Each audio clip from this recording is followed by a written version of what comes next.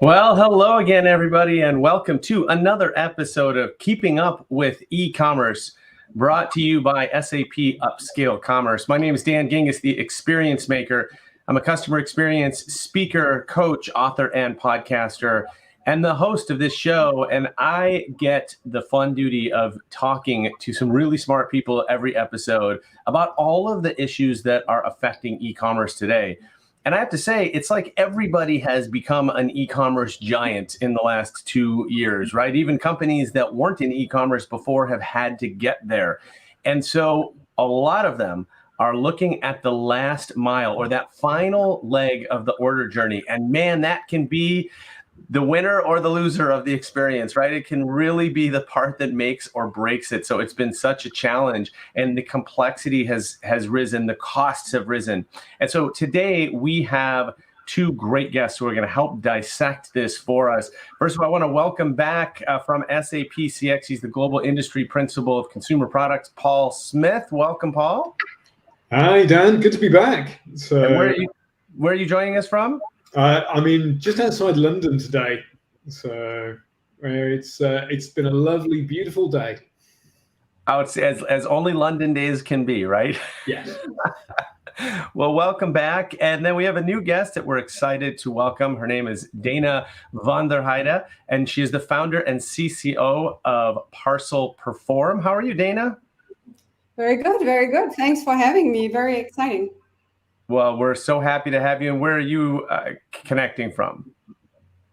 I'm in Berlin at the moment, so it's already dark outside. The time zone change is kicked in, and dialing in from Berlin. All right, fantastic. Well, I'm only on my first cup of coffee here in Chicago, but it's great. We've got three major world cities represented here today on the show, and love the global element to this program, because I think that's what SAP really brings to the table. And you know, this e-commerce is a global phenomenon, and we're seeing these challenges all over the place. So let's dive in. Paul, start us off. What exactly is the last mile? What is last mile fulfillment? Yeah. So, last mile fulfillment is it's kind of what happens at the tail end of the world of e-commerce. So when somebody's placed an order, whether it's on a mobile app, whether it's online, ultimately that order will flow through a whole set of systems. It will be picked, packed, and shipped in some form of warehouse somewhere. It could be a warehouse owned by a marketplace. It could be a warehouse owned by a brand themselves. It could be a third-party logistic partner's warehouse. And ultimately, a consumer scale package of products, because it could be multiple things going into the package, or it could be all sorts of things. It could be everything from pet food through to musical instruments. It could be audio cables. It could be fast-moving consumer goods. It could be cosmetics. It could be skincare. That gets put in a box, and then it's taken to a last mile carrier line. And the last mile carrier are those people that drive the vans that come and then bring it to your property. So, or wherever you've chosen to have it delivered to, you might be having it, you might be one of those lucky people that's returned to an office and you're having your D2C orders delivered to your office. But in most cases, it's about bringing it in that last mile from the distribution centers to somebody's front door. Okay. And Dana, tell us a little bit about Parcel Perform and sort of your role in this last mile fulfillment. Yeah, absolutely. So like Paul said, a last mile always sounds easy, but there are so many different ways, different players involved. Some things go cross-border.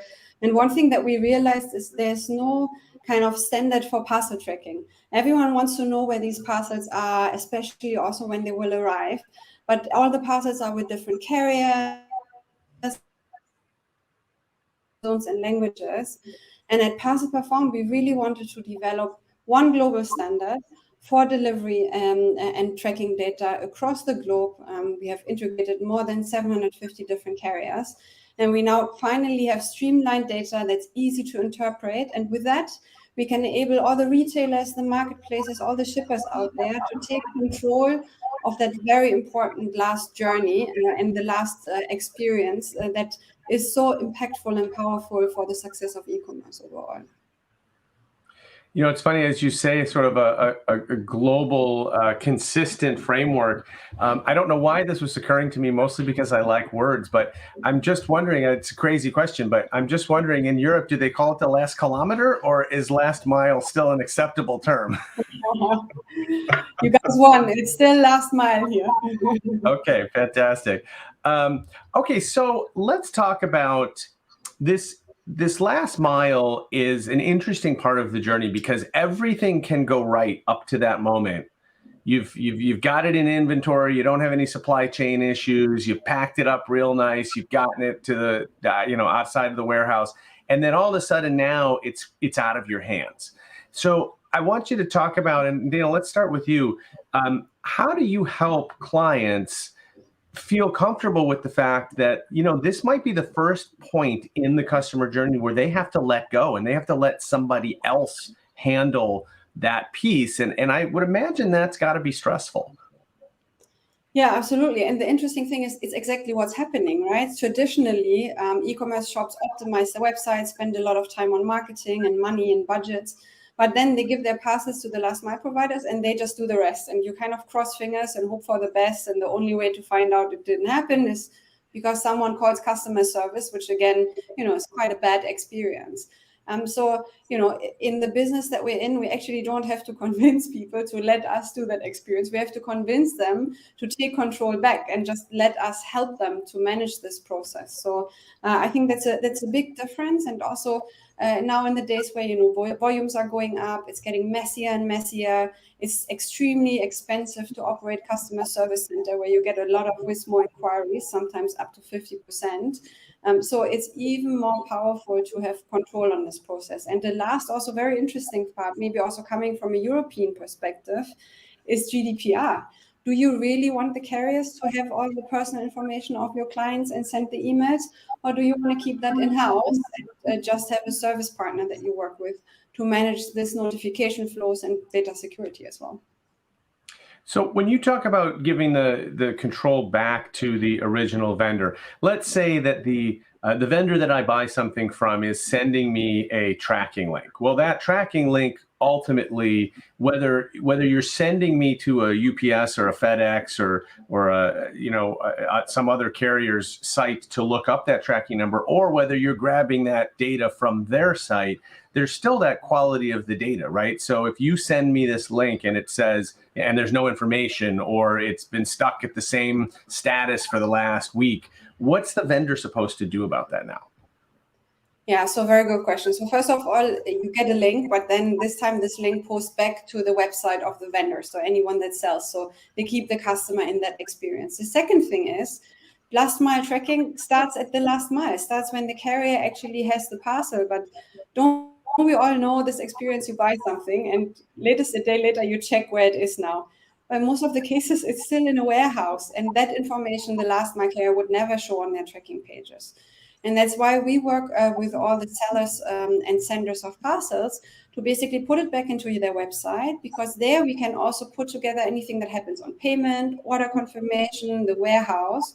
So if a customer indeed checks out the next day, and even if the carrier hasn't picked it up, you at least see what happened to your parcel. And the other thing is, while you're waiting, what you really want to know is not where the parcel is. It's great if it's in a sorting center and it's stuck there, but don't we all want to know when it actually arrives? And that's really the information that clients need. So what we have done on our side is we developed a machine learning algorithm that helps you to predict when a parcel would arrive. And now it gets interesting because, yes, we are depending on the carrier data, but if there's no update, we also know it's not going to arrive on time. So that's a very valuable additional piece of information that you can hopefully very intuitively, in the right language, streamlined, and give back to the end consumer.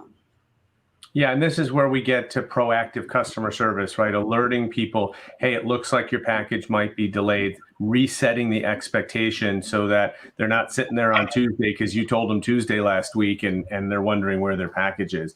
So, Paul, this seems to be putting then a lot of pressure on a very few number of international carriers that are really sort of responsible for the world's e-commerce delivery. What are you seeing in terms of what's happening within that industry to to frankly ensure that, especially as the holidays are coming, that everybody's package ends up where it should be. Well, interesting what I'm seeing, because I deal a lot with consumer product goods companies, all of whom have seen expansion in what they're doing in direct to consumer. And increasingly, because the volume of product that's moving direct to consumer now has meteorically increased over the last 2 years, everybody is now adding more carriers. So they're not just sticking necessarily with the one or two logistics providers they've historically worked with for years. Everybody's adding more carriers because they need that capacity, they need that additional reach.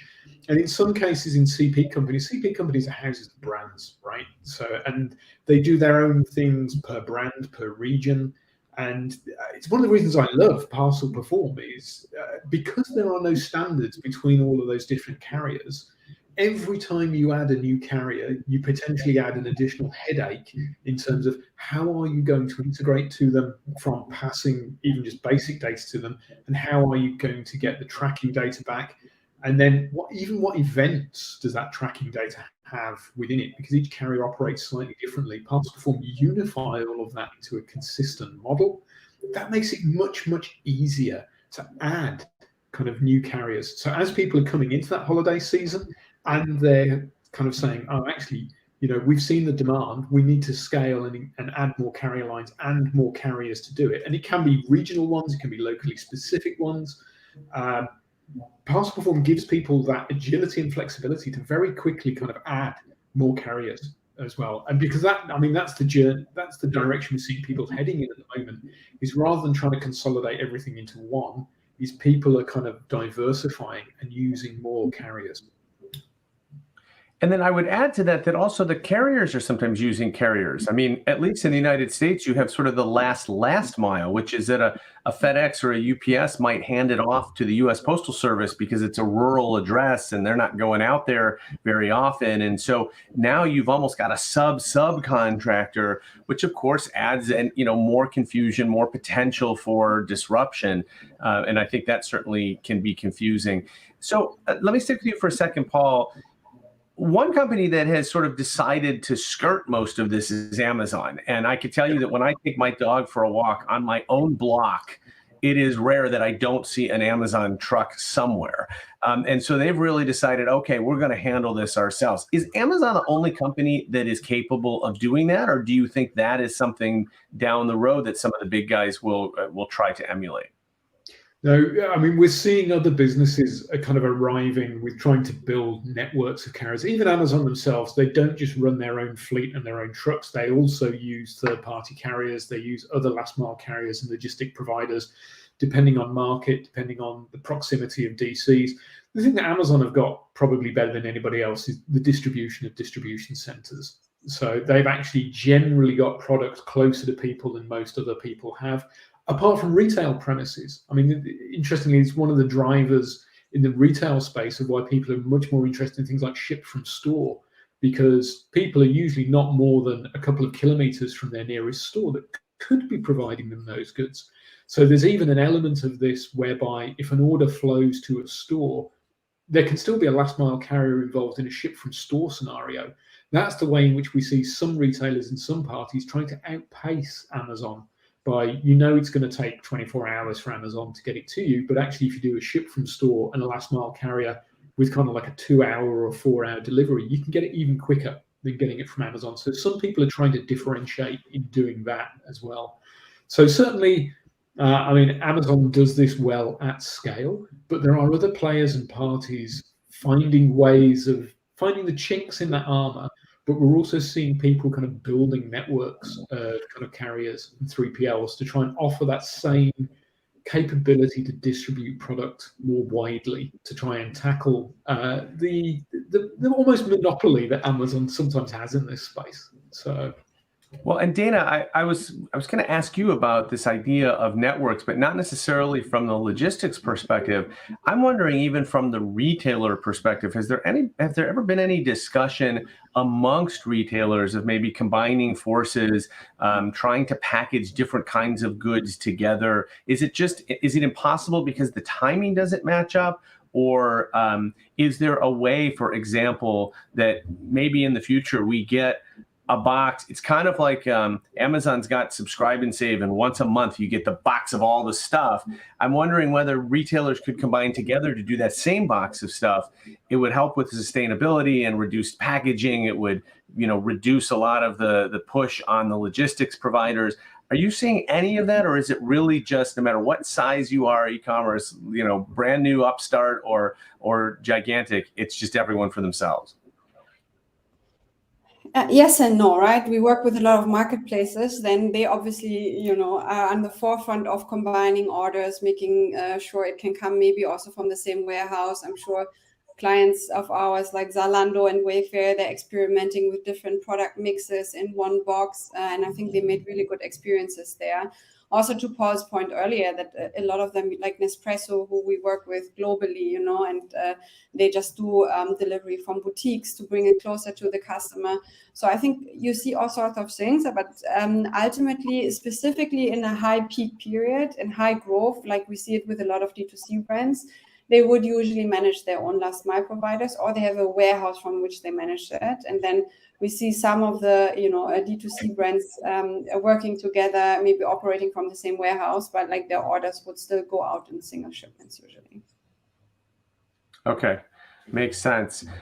So, Paul, what else are you seeing? Because you have a benefit. Actually, you both have the benefit of working with lots of different companies. What are you seeing as some of the stressors that e-commerce companies are going through right now? It's interesting. I mean, I'm in the world of kind of consumer products and D2C, we're seeing even some of the large kind of global players, just the sheer amount of growth that they've had with D2C orders, both through their own e-commerce estates and also through marketplaces, is now challenging them. It's such a significant portion of their business. For a lot of them, it used to be like maybe 2% or 3% of their bottom line. It's now getting into the between 10 and 20%. And for some of the outliers, it's higher than that. And for some of the people, like some of the sneaker brands and some of the cosmetic companies, we ain't that far away from it being their majority business. So, I mean, there are some brands out there that recognize that direct to consumer is absolutely the way they want to go, and more than 50% of their business will be like that by 2025. That brings with it kind of significant transformational change in all sorts of ways, in which people do everything from customer acquisition and customer retention through to the importance of delivery becomes such a fundamental part of CX. That's why what Parcel Perform do with allowing people to kind of own their own branding of the tracking notifications is really useful in terms of assuring the consumer of the quality of what is being delivered. But it also gives those companies the opportunity to put next best sales in and to put other sales messages into that tracking notification. Because the one thing you can be damn sure of is a customer will look at their tracking details. They will look at their order confirmation emails. Usually, once you've ordered something, you just double check that you've got the order confirmation email, because you want to go, did I give it the right address? Did I actually order the right thing? And have I been debited the right amount? So you always check the email. So there's always a place you can put that in. But people always check their tracking notifications. So it's always a great place to be doing kind of further upsells and cross sells as well. And so in Parcel Perform allow you to kind of inject that into what they do as well. So it's just further opportunities for engagement with consumers. So we see the leaders in this space doing that kind of thing. Sure. And I think maybe just to add to that, from our stats that we're seeing, we see 4.6 times people actually check the delivery status of an order if it takes longer than 3 days. And we have up to 80% opening rates on these delivery notifications, which is everyone's dream when it comes to marketing departments and newsletters that they usually send out. So it's such a powerful touch point to engage the customer, link them back to your brand, do some upselling. And I think we've seen fantastic successes across all the brands, whether it's D2C or the marketplaces, to make use of that as an opportunity for them. All right, so Dana, sticking with you, let's talk for a moment about the post last mile. So Dan, the consumer, receives his box and it's damaged and there's a hole in it and he can see the product in it. What should Dan do next? Is Dan contacting the retailer? Is Dan contacting the logistics provider or the delivery people? And then what should the retailer do?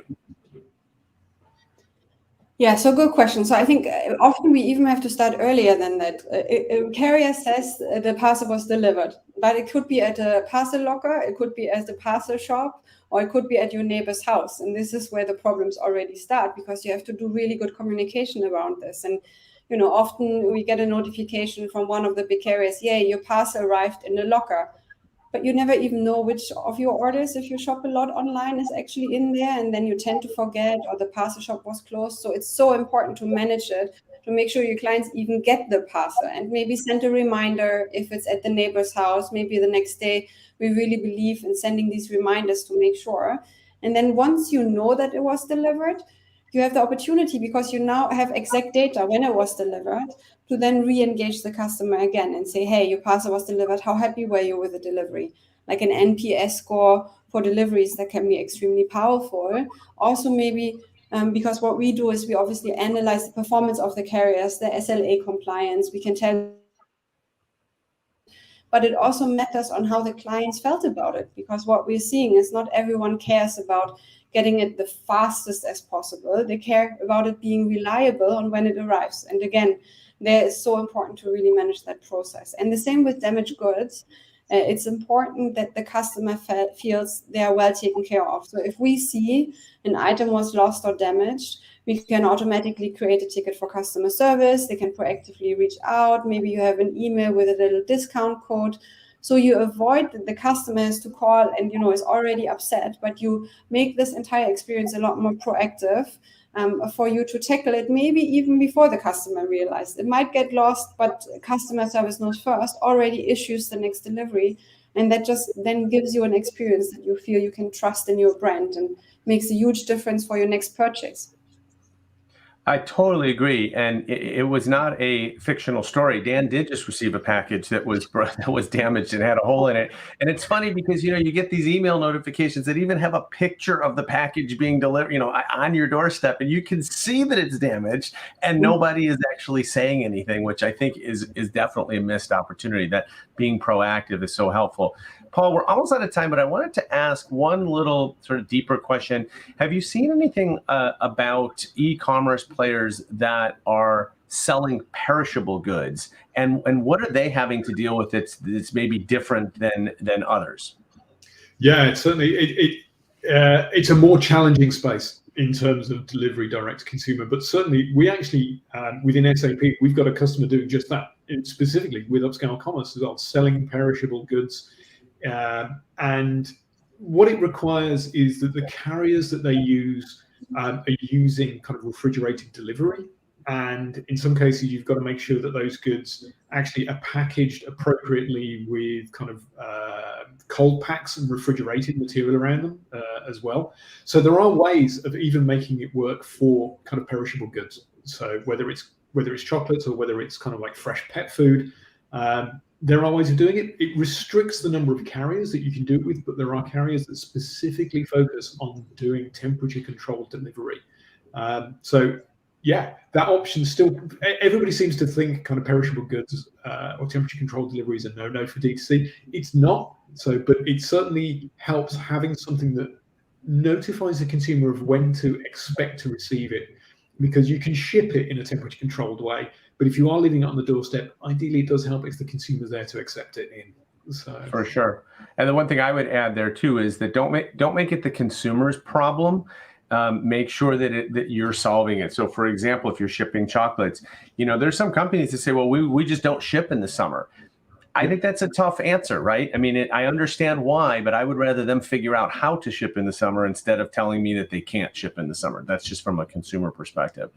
All right, Dana, Paul, thank you so much for being here. This was a really, really informative episode. I love that we're able to pick apart just one little piece of the e-commerce journey, although a critical piece at that. And so thank you so much to you both for your insight today. Thank you, Dan. It's been a pleasure. Thanks, Dan. And for those listening, thank you for joining us for another episode of Keeping Up with E-commerce. Please connect with SAP Upscale Commerce, SAP CX. Please connect with Dana, Paul, and me. We'd love to continue the conversation.